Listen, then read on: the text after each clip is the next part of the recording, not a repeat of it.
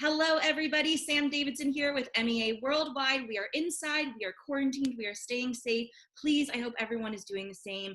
If you guys have watched the show in the past couple of weeks, you know that I'm obsessed with the new series Paradise Lost on Spectrum TV.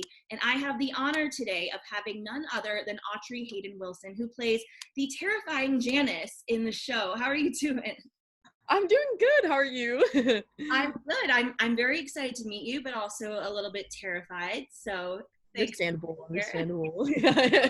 I'm the exact opposite of Janis, so nothing to be scared of. Well, first of all, how are you doing with the quarantine? Where are you held up right now? I'm very lucky. I'm just at my studio apartment in Hollywood, so I've been very lucky. I've been with my dog and my partner, so we've just been cooking and trying our best to keep positive energy in the household, but it's definitely very strange times for sure.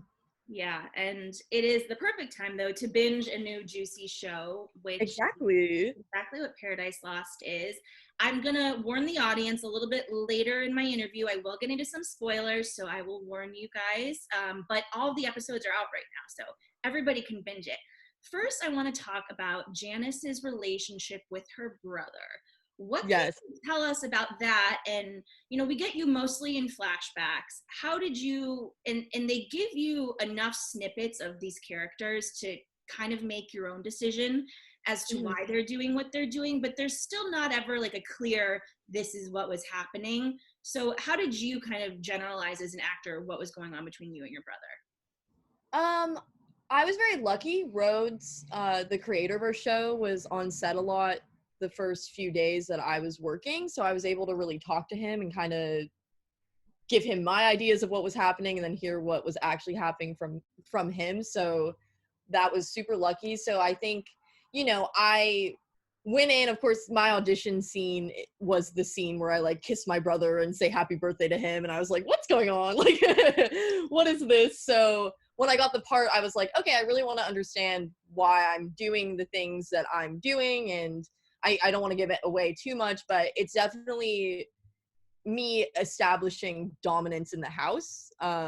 It's less, I think, my relationship with my brother can come across as kind of sexual or like I want to sleep with him, and that's not really talking to Rhodes and figuring out Janis. That's not really why she's doing certain things that she does. It's really just to establish dominance in the household and you know, feed her ego and have her become even stronger and more powerful and show her brother that she will do these messed up things to him, and if he wants to fight with her on them, then he can, but she's not going to hold back. So I think it was really great to have Rhodes there to talk to and kind of figure out this character with him and the other directors. It was really cool because I think going into it, everyone had an idea of Janis, but we didn't really know like what she was going to become. So it was really cool to kind of collaborate with everyone on this character and see what she becomes as you go on in the show. So did you get more of an overall arc for your character than you think some of the actors did? Because I know, you know, some of the actors got the scripts in like little chunks,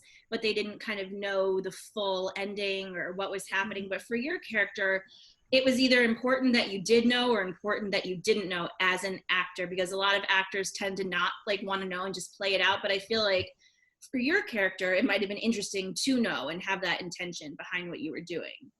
Yeah, I definitely was left in the dark about some things. Oh, sorry, my dog is sitting right next to me. I definitely was left in the dark about a few things. Like I didn't know the ending of the show when I filmed the first few episodes, but Rhodes definitely gave me a bit of insight because I definitely went in the first day like, okay, Rhodes, I need to know a little bit more information about my character just to make sure that I'm doing the right thing and playing the beats the way that I'm supposed to, and knowing how I'm supposed to be reading each scene, because of course with a different backstory that I might make up, that could make me see the material differently too. So I definitely think I was given a little bit more insight than some other people were in the cast, but overall the last few episodes were pretty much kept secret from everyone for the first, I think, like 2 months of filming and then Oh man. got Okay. insight. Well, Yeah. I have some questions about those in a little bit before I warn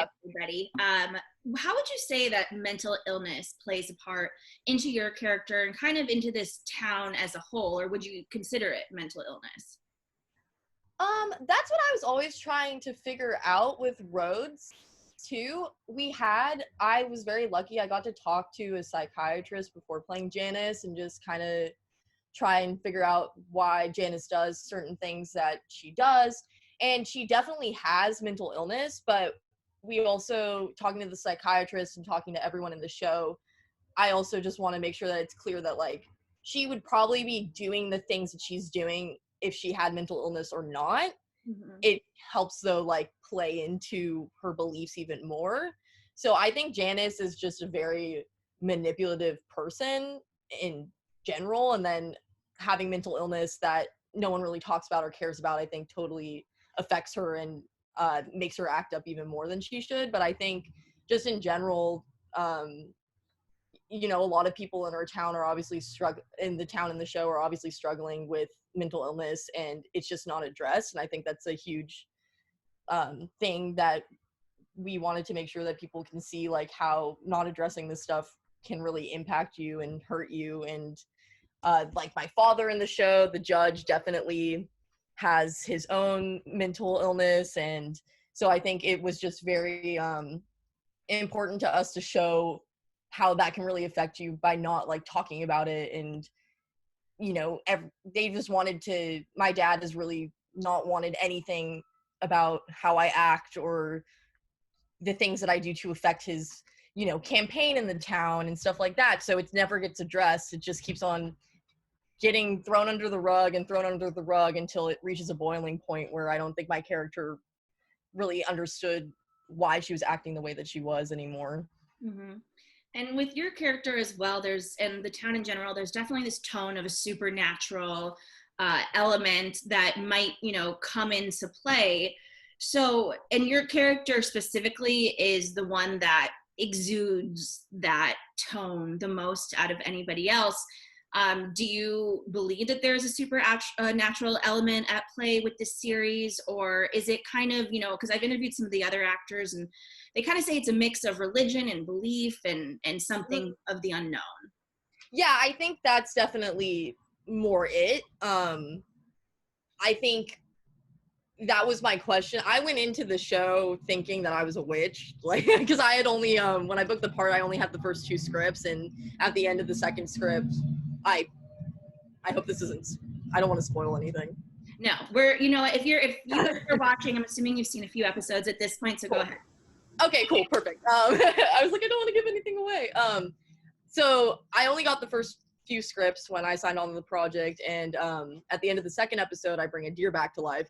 So I was going into it being like, oh my gosh, I'm going to be doing witchcraft and putting spells on people, and that's definitely not it. I agree with my castmates where it's more just beliefs, and I think too, kind of a metaphor for how, especially in the South, like you're raised with such intense beliefs and how that plays into how you see the world around you. So I think that's definitely what we were playing with more, was kind of like Janis is manipulating all these people and making them believe all this stuff about her, making them believe that she's the greatest painter of all time, that she understands the world the way nobody else does, and it kind of starts to make them believe that maybe she's capable of things that she's not actually capable of. So I think that was another way to feed into Janis's ego, another way for her to just be like, I'm making you believe that I can bring this deer back to life. I don't know if she actually did bring it back to life. I don't know if that actually really happened, and Yates just remembers that. Maybe that's a memory Janis planted in his head, but it's definitely more of a belief thing than a I'm a witch, even though that would be awesome. I mean, that makes sense because most of these scenes are flashbacks, almost all of them, and every flashback is through Yates's eyes. So yeah. You're just the master manipulator, I suppose. Exactly. I think that's what's interesting too, is just it was funny to me to like have to figure out a character that I don't actually know what Janis thinks of herself at all. I just know how everyone in the town remembers me. And I luckily have the tapes, and that gave me a lot of insight to how, you know, I feel about myself and my paintings. But I honestly, I don't know what Janice's 2 a.m. thoughts are in her bed when she's going to bed and sleeping. Like, I don't know how I see myself. So it was interesting to figure out a character that is really just in the perspective of other people around her and just And stories.